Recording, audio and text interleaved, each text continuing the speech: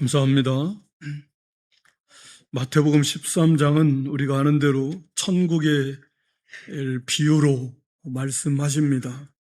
여기서의 천국은 이 지상의 교회, 또 성도들의 그 심령의 천국의 모습을 말씀하고 있는 것이죠.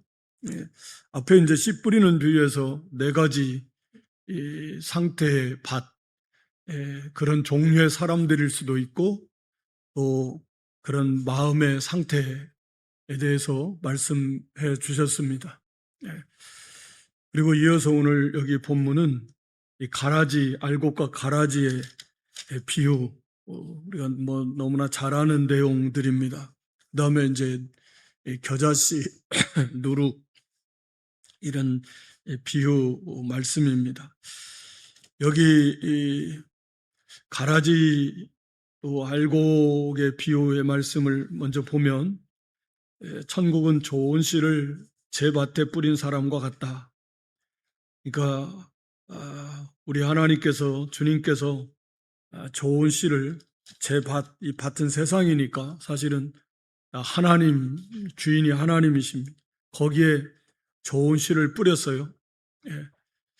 그런데 그 좋은 씨 가운데 가라지를 갖다가 뿌렸습니다. 그러니까 사람들이 잘 때에 그 원수가 와서 곡식 가운데 가라지를 덧뿌리고 갔다.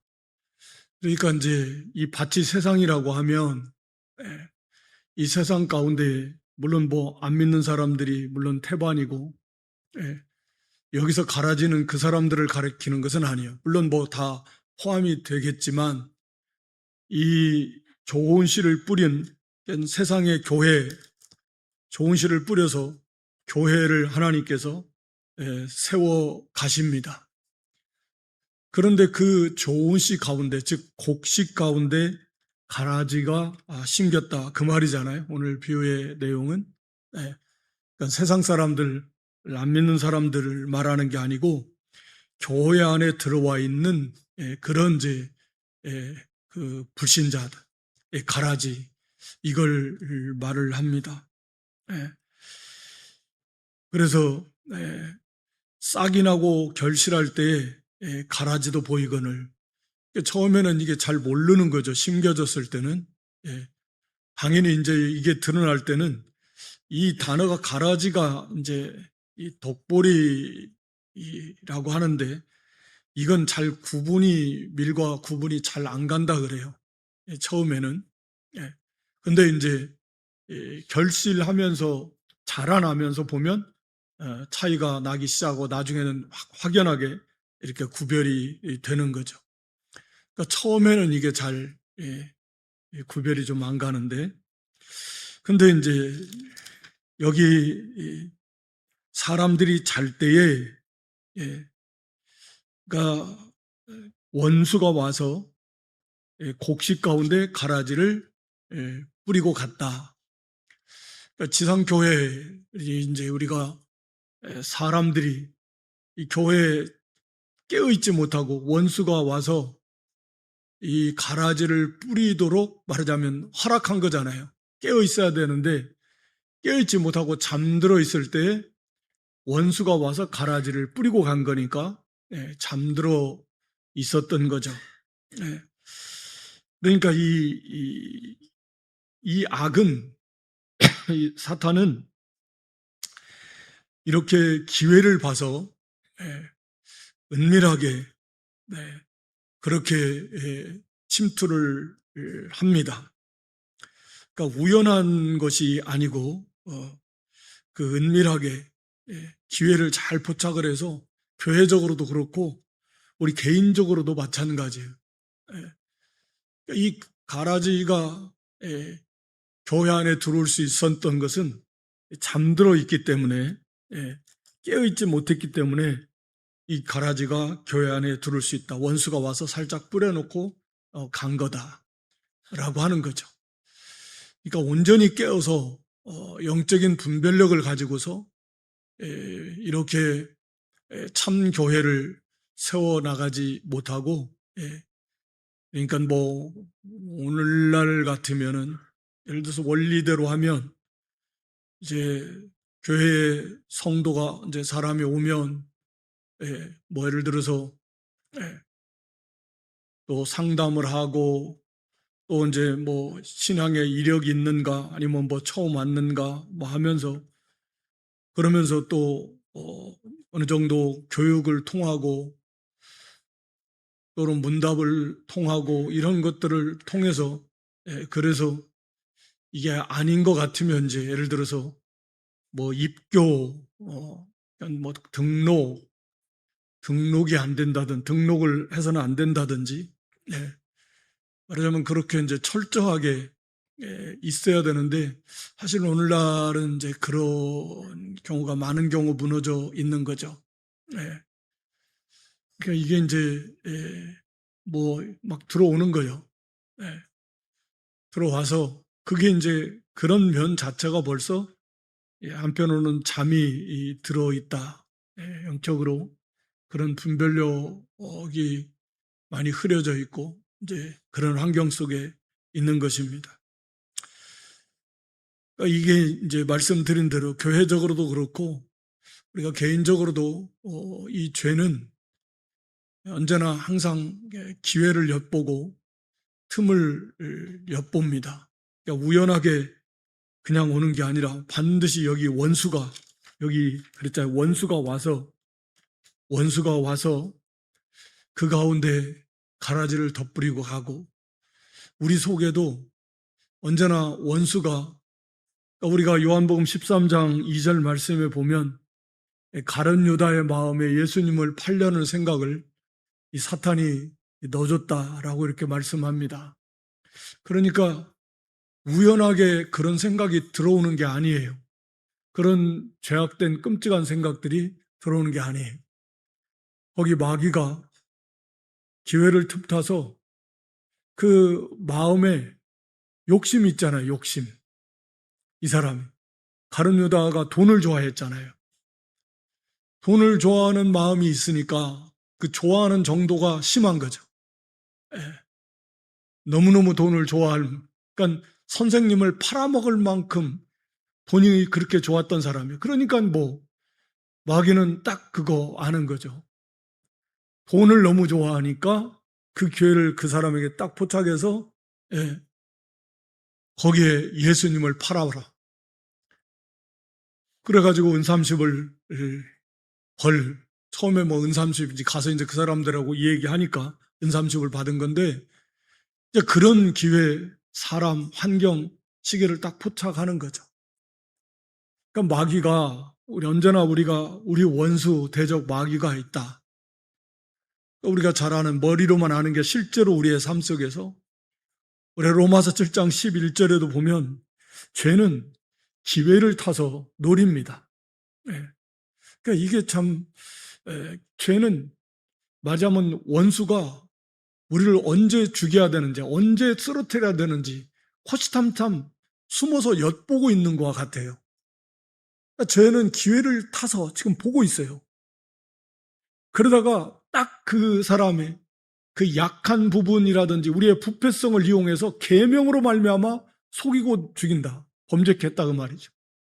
다시 말하면 계명은 선한데 우리의 부패성은 그 계명을 거역하고자 하는 쉽게 말하면 하라고 하면 하기 싫은 그게 우리의 부패성이라는 말이죠.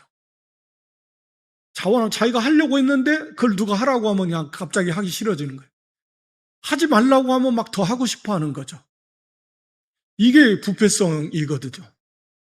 그러니까 마귀는 그것도 죄를 딱 기회를 포착한다는 계명, 선한 일을 하라고 하는 선한 계명이 오니까 속에서 부패성이 쓱 이 고개를 들어요. 하라고 하니까 하기 싫어하는 그런 부패한 성향이 내 속에서 그러니까 그때 딱 기회를 포착을 해서 거기 딱 틈을 타서 들어오는 거죠. 뭐 꼭 그렇게만 해야 되냐? 그렇게 안 해도 돼. 할 수 있어. 뭐 꼭 지금 해야 되냐? 꼭 이런 때 해야 돼? 다음에 하면 되지. 뭐 하면서 어찌됐든 그 기회를 잘 포착한다는 거죠. 그러니까 여러분 우리가 이 정신을 바짝 차리고 있지 않으면 수시로 이게 원수에게 막 이리 찔린다 하고 저리 찔린다 하고 막 그렇습니다. 기회를 잘 포착을 해요. 그러니까 그게 뭐가 좀 이제 허리띠 살짝 풀어놓을 때 뭐 그런 거죠. 이만하면 됐다 할 때, 잘 나갈 때도 그렇고 안 될 때도 그렇고 막 더 띄우거나 더 깔아 뭉개거나 교만하게 하거나 낙심하게 하거나 하여튼 기회를 잘 포착하는 거죠. 마귀가 어찌됐든 그 사람의 연약한 부분도 다 잘 알아서 그래서 딱 그 때를 포착해서 이 생각을 넣어주기도 하고 죄를 짓도록 하기도 한다.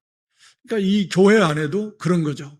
잠이 들어 있을 때 딱 그때를 노려서 원수가 와서 가라지를 심어놓고 뿌려놓고 가는 것입니다. 언제나 그렇게 이 은밀하게 또는 아주 그 기회를 잘 포착해서 죄는 우리를 넘어뜨리려고 한다. 사탄은 그렇게 역사한다.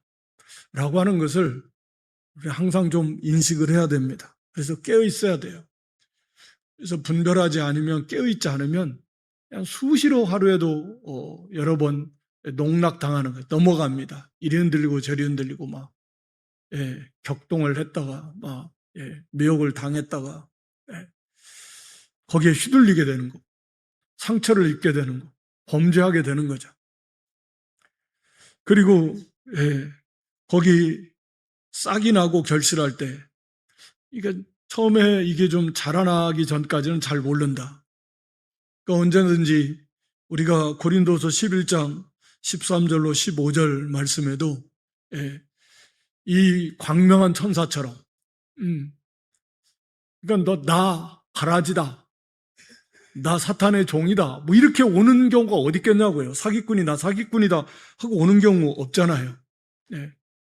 그런 것처럼 이 고린도후서 11장 13절로 15절 말씀입니다. 거기에도 이 거짓 사도들도 그렇게 가장해서 또 광명의 천사들처럼 그렇게 우리를 속여서 옵니다. 그러니까 우리가 열매로 그들을 안다. 겉은 양인데 우리 예수님께서 속은 노략질한 일이다 말씀하셨잖아요. 그러니까 열매로 하는 거예요. 언뜻 봐서는 잘 몰라요. 이렇게 은밀하게 딱 그 기회를 포착해서 죄가 침투하고 그리고 또 은밀한 가운데 포장을 해가지고 잘 구별이 안 갈 만큼 이단도 그런 거잖아요. 그런 이단 사상도 그런 것이고 그래서 잘 분별이 안 갈 만큼 그렇게 교묘하게 위장을 해서 침투를 한다라고 하는 것을 우리가 항상 기억을 해야 됩니다. 그래서 우리가 깨어 있어야 돼요. 깨어 있어야 되고 또 삼가 또 조심해야 되고 특히 자기 자신에게서도 자기를 항상 비추어 보면서 우리 마음과 생각에도 수시도 이런 사탄의 그런 역사가 강제로는 어떻게 할 수 없지만 항상 우리 마음속에 끊임없이 뭐 여러 가지 생각들이 오잖아요. 그러니까 말씀에서 떠난 부정적인 생각들, 원망과 불평과 뭐 시기와 미움과 다툼의 그런 막 생각들, 욕심에 뭐 치우치는 이런 역사들, 또 정확하게 또 기회를 잘 포착하니까 기회를 잘 주지 않는 것도 필요하고요. 그래서 그냥 허리띠 풀어놓고 편안하게 그렇게 있을 수가 없어요. 이 땅에서는. 항상 좀 영적인 긴장을 하고 항상 깨어서 분별하고 언제 어떻게 들어올지 몰라요. 가장 가까운 내 속에 내 안에서부터 들어오고 가족을 통해서도 올 수 있고 오만 것을 통해서도 우리를 넘어뜨리려고 하는 사단의 역사가 언제나 가득하다라고 하는 것을 항상 우리가 기억을 해야 될 것입니다. 그래서 결국 이게 이제 싹이 나고 결실할 때 가라지도 보이는데 종들이 집주인에게 말합니다. 좋은 씨를 뿌렸는데 가라지가 어디서 났습니까? 원수가 와서 이렇게 했다. 그러면 가서 이걸 뽑아버릴까요? 라고 이렇게 종들이 물어볼 때 가만두라. 예. 가만두라. 29절에 가라지를 뽑다가 곡식까지 뽑을까 염려하노라. 예. 그러니까 우리 하나님께서는, 우리 주님께서는 이 성도들, 이 가라지 뽑는 거, 예, 그냥 뽑아버리면 좋을 것 같지만, 그러다가 혹시라도 조금이라도, 예, 이 알곡, 곡식까지 뽑히거나 상처를 입으면 안 되는 거예요. 왜냐하면 속에 뿌리가 얽혀 있어가지고, 가라지를 뽑다 보면 이 알곡도 거기에 뽑힐 수가 있다. 이런 말씀은 뭐냐면, 이제, 첫째는 알곡을 얼마나 귀히 여기시는가 하는 거죠. 그러니까 가라지를 놔두는 것도 결국은 알곡을 보호하기 위해서 역설이지만, 가라지를 심판 때까지 그냥 자라게 놔두시는 것도 결국은 알곡을 보호하시려고, 알곡의 손해가 안 가게 하시려고. 그런 분명한 큰 목적은 거기에 있는 거죠. 그러니까 이게 이제 사람은 이게 관계 속에서 인간관계가 막 교회 안에서도 복잡하게 거기에 보면은 뭐 무슨 친인척 관계로 그렇게 얽히는 경우도 많고 또 친밀한 인간관계 속에서 다 얽히고 설키고 다 있는데 그런데 그게 이제 가라지 같다 뭐 그걸 판단할 그런 정확한 권한 주시지 않았지만 교회가 여러 가지로 해서 그걸 쫓아낸다. 그랬다가는 이제 문제가 일어나는 거죠. 이게 다 얽히고 설키고 관계 속에 매여져 있기 때문에 사람들이 상처를 받고 그러니까 그게 쉽지가 않아요. 또 우리 사람이 하는 것이 물론 하나님이 통해서 사람을 통해서 하신다고 해도 그게 안 되는 거죠. 그래서 곡식이 알곡이 상처를 받고 거기에서 그래 그런 거 안 돼. 그래서 내버려 두는 거예요. 이게 주님의 뜻입니다. 그래서 가라지도 함께 자라게 놔둬라.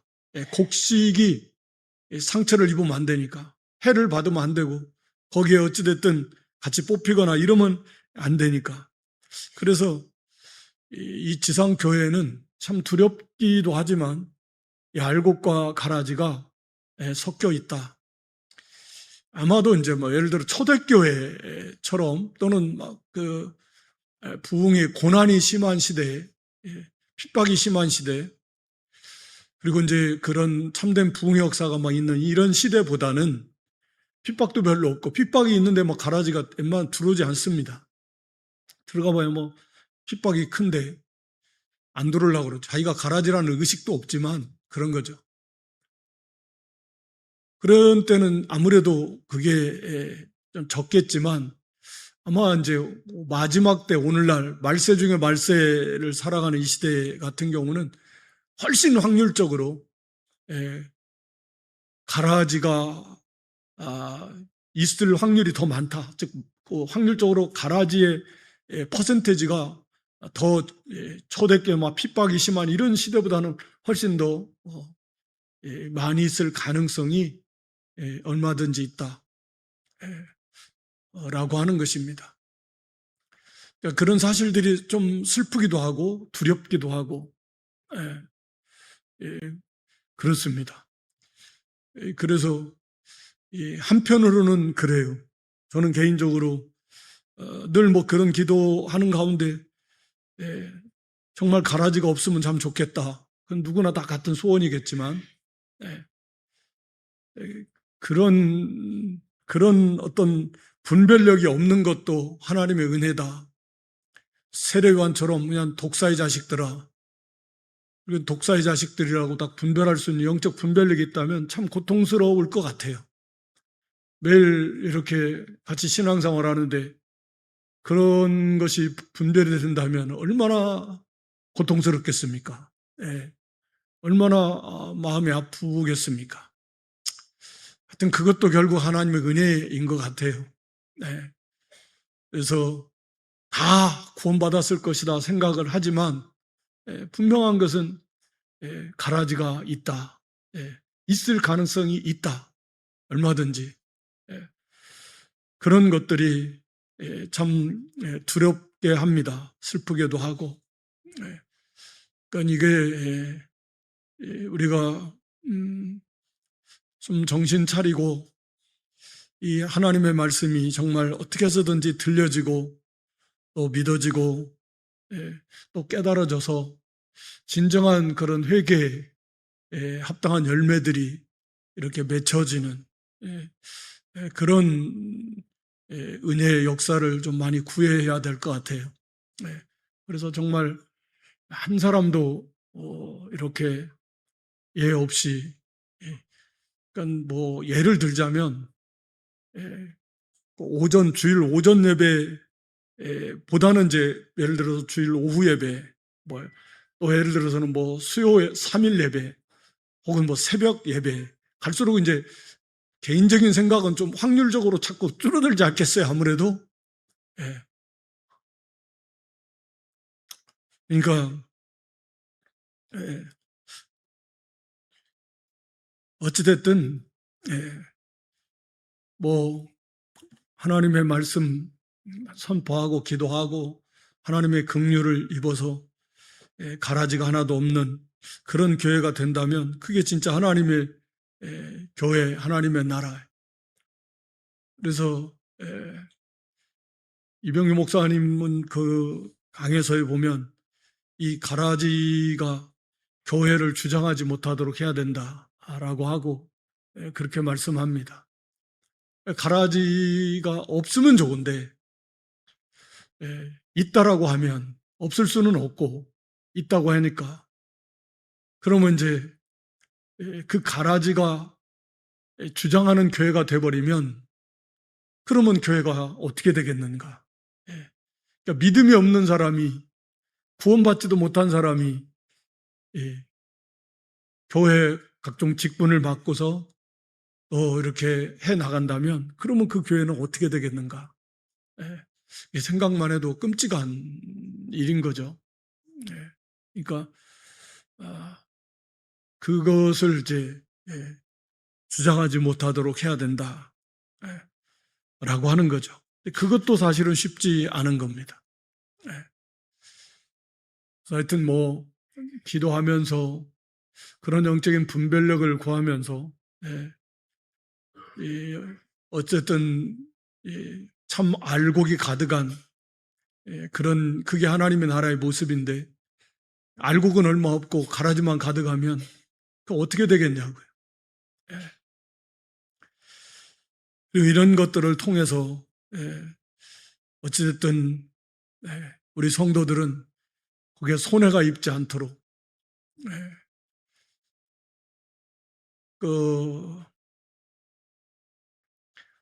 그러니까 이제 교회 안에서 여기 가라지의 특징을 말합니다.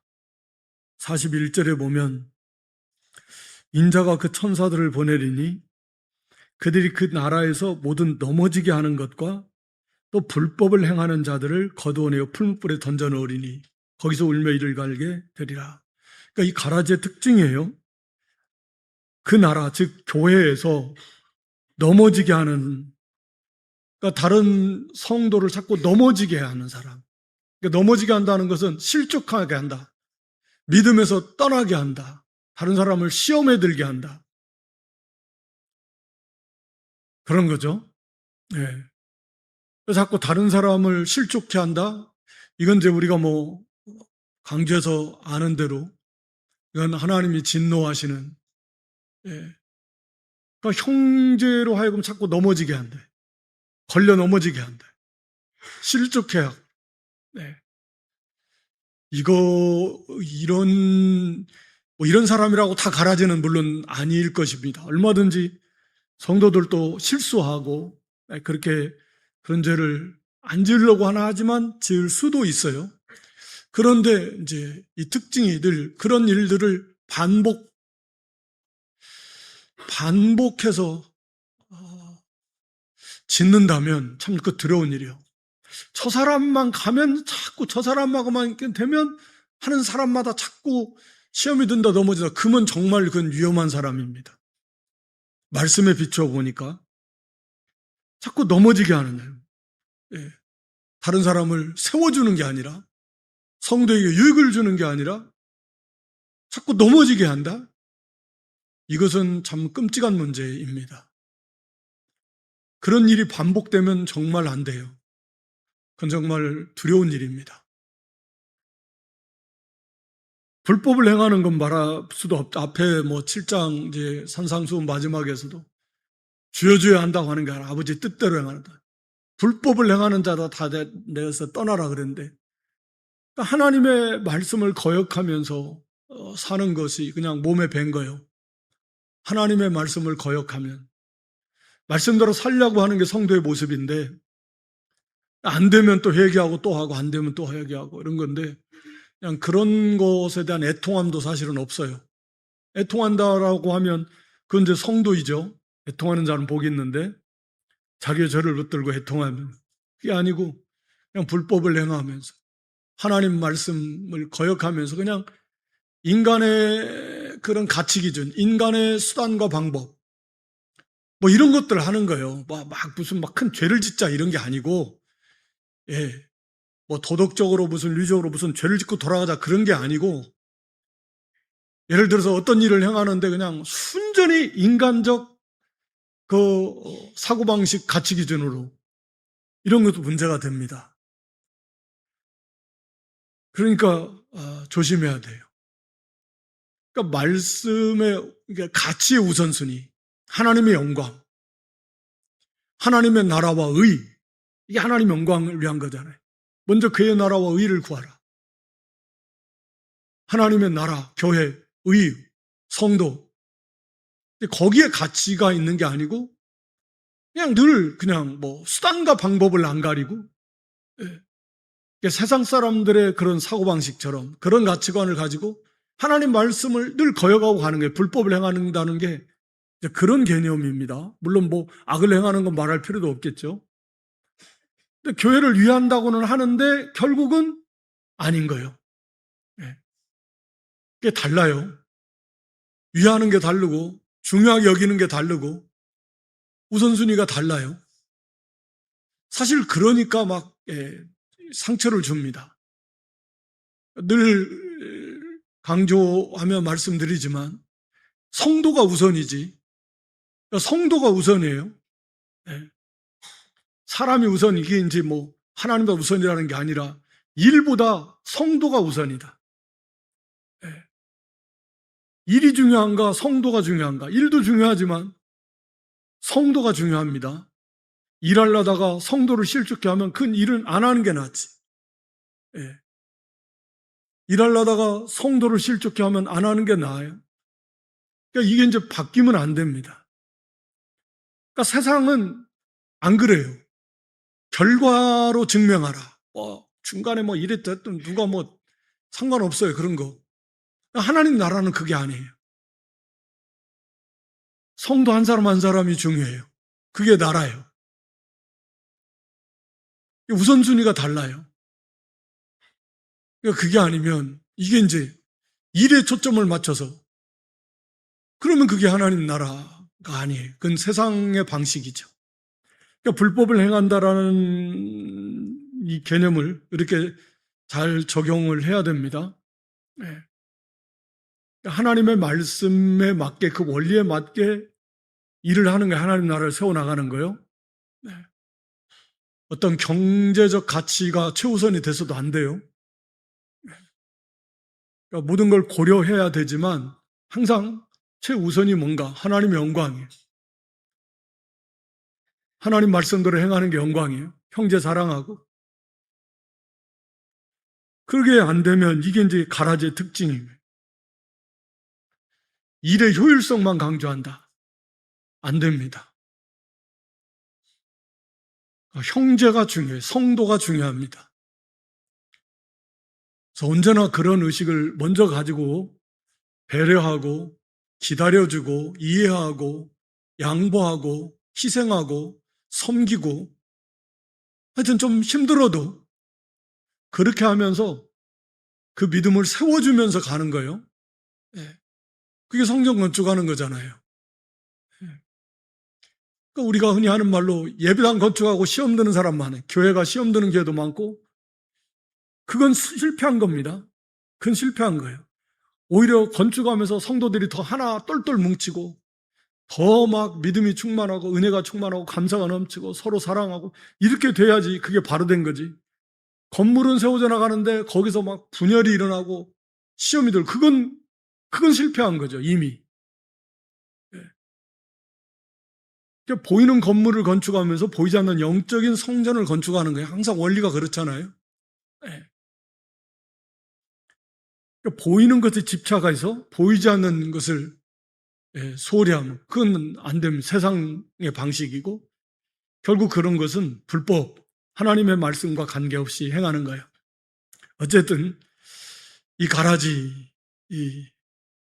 있다라고 하는 것을 있을 수 있다. 이 가지고 혹시 막 그렇게 생각하면 안 되고 있을 수도 있다. 가능성이 있고 거기에 나는 손해를 보지 않아야 되겠다.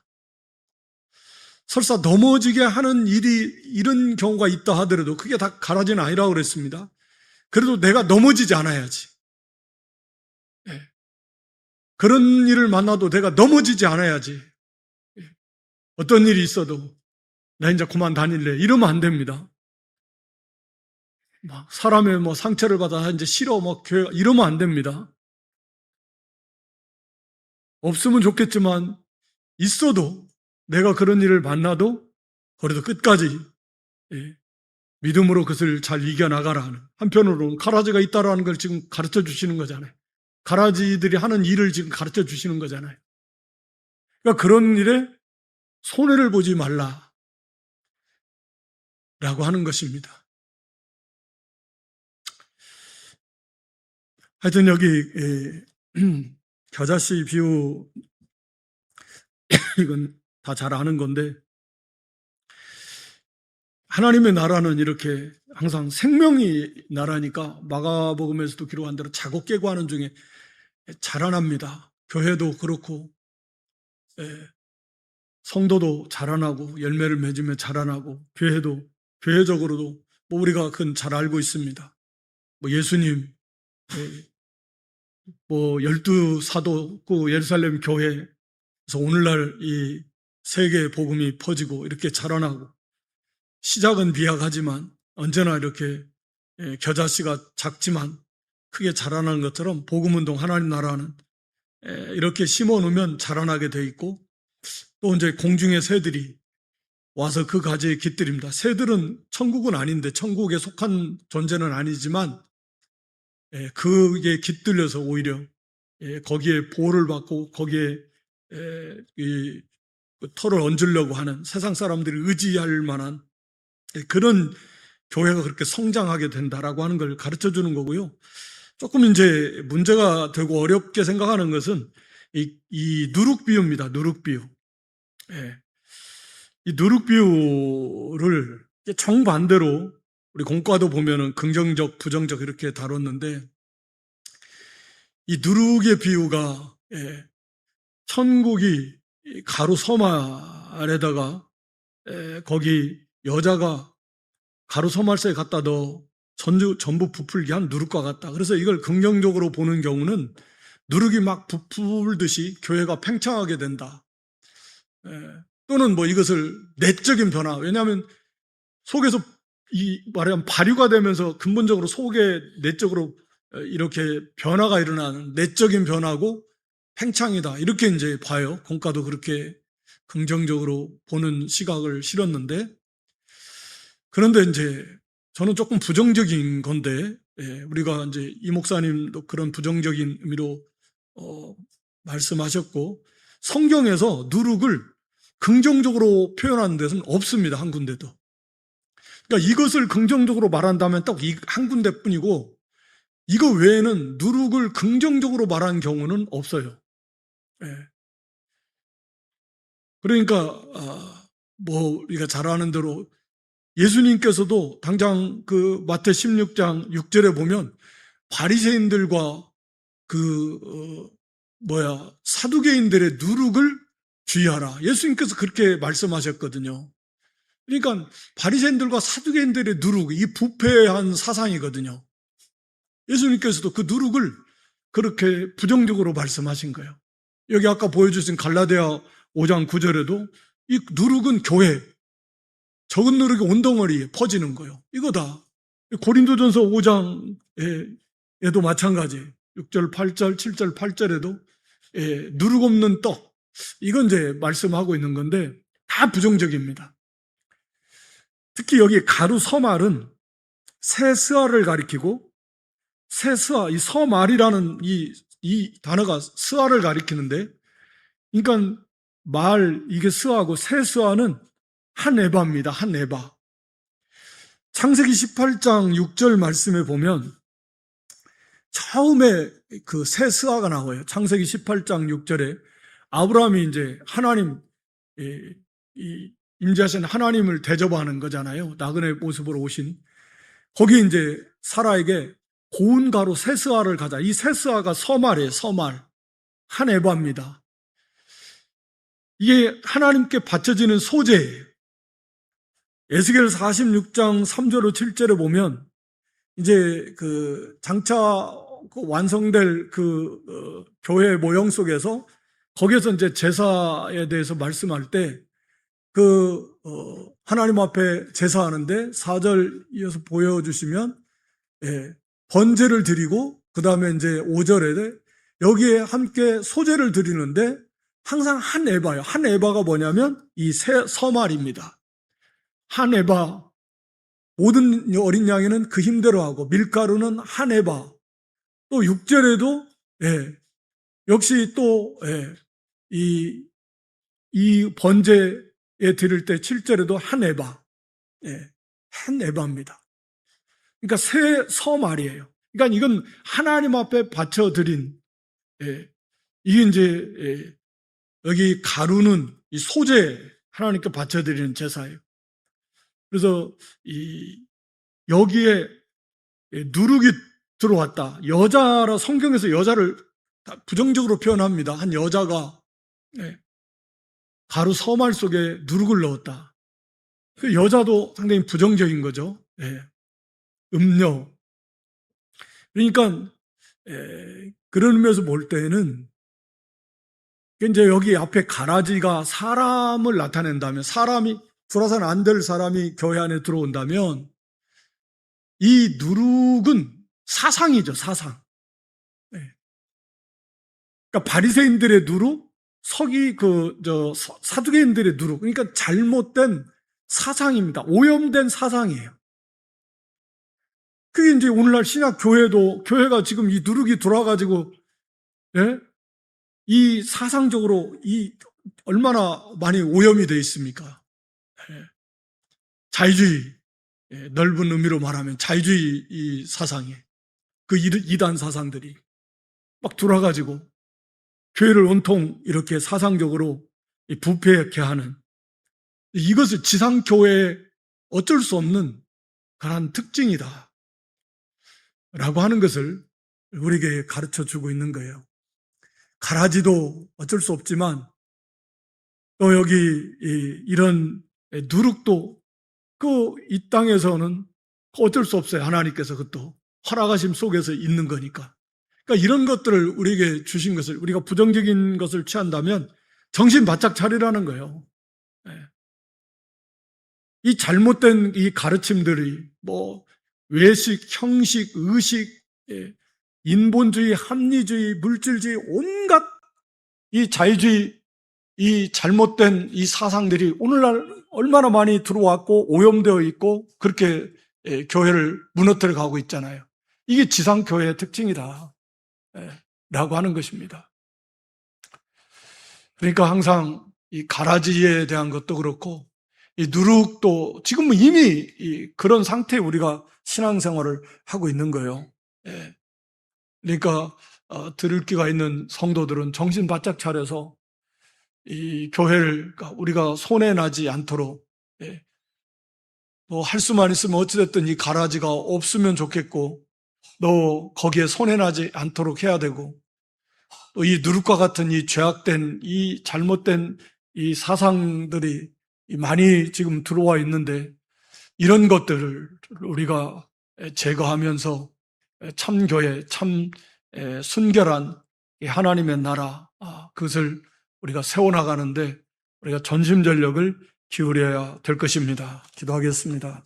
하나님 아버지, 가라지 비유, 또 겨자씨, 누룩 비유를 통해서 이 신약시대의 교회, 특히 이 마지막 시대에 살아가는 저희들이 이 땅에서의 교회의 모습이 어떠한가 하는 것들을 우리에게 가르쳐 주시면서 우리를 일깨워 주시는 은혜와 사랑을 감사합니다. 하나님, 저희들 불쌍히 여겨주시고 정신 차리게 해주시고 저희 가운데 참으로 가라지가 없도록 하나님 은혜를 베풀어 주시옵소서.